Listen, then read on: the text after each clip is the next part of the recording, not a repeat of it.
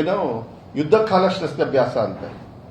ನಮ್ಮ ಯುದ್ಧ ಕಾಲ ಶಸ್ತ್ರಾಭ್ಯಾಸ ಹೆಂಗೆ ಬೀಳುತ್ತೆ ನೋಡ್ರಿ ಇವಾಗ ಚುನಾವಣೆ ಸಂದರ್ಭದಲ್ಲಿ ಮತದಾರರು ಹೆಂಗೆ ಕೊಡ್ತಾರೆ ಅಂತ ಹೇಳಿ. ಯಾಕೆ ಇವರು ಬಹಳ ಚಾಕು ಚೂರಿ ಇಟ್ಕೊಂಡು ಎಲ್ಲ ಬಹಳ ದೊಡ್ಡ ದೊಡ್ಡ ಮಟ್ಟದಲ್ಲಿ ಹೋರಾಟ ಮಾಡ್ಕೊಂಡು ಬಂದಿದ್ರಂತ 2009 ಇದೇ ಸಂಸದರು ಇನ್ನೂ ಕೂಡ ಹಸಿ ಸುಳ್ಳು ಹೇಳ್ತಕ್ಕಂಥದ್ದನ್ನು. ಎಷ್ಟು ನಾಚಿಕೆ ರೀ ಸಂಸದರು. ಯಡಿಯೂರಪ್ಪ ಅವರು ಫ್ರೀ ಕರೆಂಟ್ ಕೊಟ್ಟಿದ್ದಂತೆ ಪಂಪ್ ಸೆಟ್ಗೆ. ನೀವು ಯಾರಾದ್ರೂ ಒಬ್ಬರು ನನಗೆ ಹೇಳ್ಬಿಡ್ರಿ ಇಲ್ಲಿ. ನಾನು ಅದಕ್ಕೆ ಅವ್ರಿಗೆ ಒಂದು ಚಾಲೆಂಜ್ ಮಾಡಿದೆ, ನೀವೇ ಬಿಜೆಪಿ ಸರ್ಕಾರದ ನಿಮ್ ಬಿಜೆಪಿ ಸಮಾವೇಶ ಮಾಡಿ ಕೇಳ್ರಿ, ಅಲ್ಲೇ ಈ ಪ್ರಶ್ನೆ ಕೇಳ್ಬಿಡಿ. ಯಾರು ಕೊಟ್ಟಿದ್ದಾರೆ ಫ್ರೀ ಕರೆಂಟ್ ಪಂಪ್ ಸೆಟ್ಗೆ ಅಂದ್ರೆ ಬರೋದು ಕಾಂಗ್ರೆಸ್ ಪಕ್ಷದ ಬಂಗಾರಪ್ಪಾಜಿಯವ್ರ ಹೆಸರು ಬಿಟ್ರೆ ಯಾರ್ದು ಬರೋದಿಲ್ಲ, ತಿಳ್ಕೊಳ್ಳಿ. ಯಾರ್ದು ಬರೋಲ್ಲ. ಎಷ್ಟು ಸುಳ್ಳು ಇನ್ನೂ ಹೇಳ್ತೀರಿ ರಾಘವೇಂದ್ರ ಅವರೇ. ಟ್ರೈನ್ ಬಿಟ್ರೆ ಅಂತ. Let us talk about that also. ನಾನು ಇದಕ್ಕೆಲ್ಲ ಹೋಗಕ್ ಹೋಗ್ಲಿಲ್ಲ ಜಾಸ್ತಿ.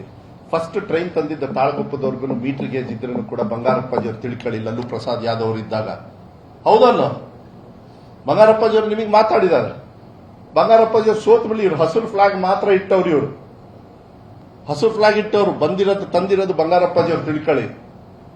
ಅದಾದ್ಮೇಲೆ ನ್ಯಾಷನಲ್ ಹೈವೇ ನಾ ಮಾಡ್ಬಿಟ್ಟೆ ಅಂತ ಹೇಳಿ ಡಿಜಿಟಲ್ ಬ್ಯಾನರ್ ಹಾಕೊಂಡ್ರು. ಡಿಜಿಟಲ್ ಬ್ಯಾನರ್ ಶಿವಮೊಗ್ಗದಲ್ಲ, ಈಗ ಪಾಂಪ್ಲೆಟ್ ಅಲ್ಲಿ ಹಾಕಿದ್ದಾರೆ. ಯಾರು ನ್ಯಾಷನಲ್ ಹೈವೇ ಇಲ್ಲಿ ಶಿವಮೊಗ್ಗದಿಂದ ತುಮಕೂರಿಂದ ಇಲ್ಲಿಗೆ ಬಂದಿದ್ರಿ? ಎದ್ದು ನಿಂತ್ಕೊಂಡು ಹೇಳ್ರಿ ನೋಡೋಣ. ಯಾರು ಹೇಳಿದ್ರಿ? ನ್ಯಾಷನಲ್ ಹೈವೇ ಬಂದವ್ರು ಯಾರು ಒಬ್ರು ಇಲ್ಲಿ ಎದ್ದು ನಿಂತ್ಕೊಂಡು ಹೇಳ್ರಿ ನೋಡೋಣ. ಏರ್ಪೋರ್ಟ್ ಕಟ್ವಿ. ಏರ್ಪೋರ್ಟ್ ಏನು ನರೇಂದ್ರ ಮೋದಿ ಅವರೇನು 5 ಪೈಸಾ ಕೊಟ್ಟಿಲ್ಲಲ್ಲ. ನಮ್ಮ ಸರ್ಕಾರದ ಬಡವರ ರೈತರ ಹಾರ್ಡ್ ವರ್ಕ್ ಮಾಡಿ ಅವ್ರು ದುಡ್ದು ಅವ್ರ ಟ್ಯಾಕ್ಸ್ ಅಲ್ಲಿ ಕಟ್ಟಿರ್ತಕ್ಕಂಥದ್ದು.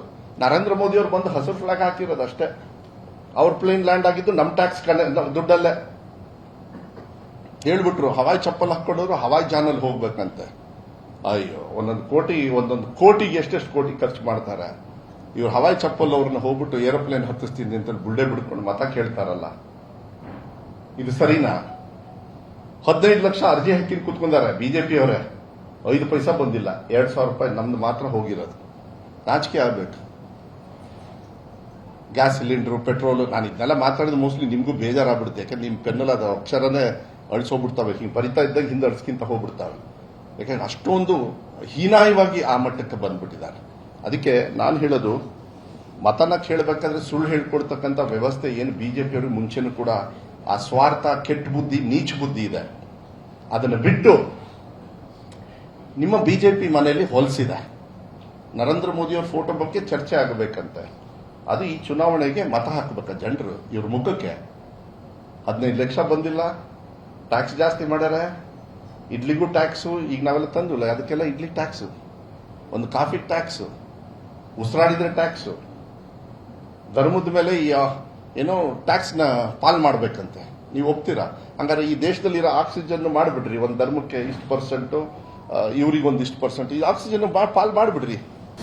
ಅನುಕ್ಷಣದ ಸುದ್ದಿಗಳಿಗಾಗಿ ವಿಸ್ತಾರ ನ್ಯೂಸ್ ಯೂಟ್ಯೂಬ್ ಚಾನೆಲ್ ಸಬ್ಸ್ಕ್ರೈಬ್ ಮಾಡಿ.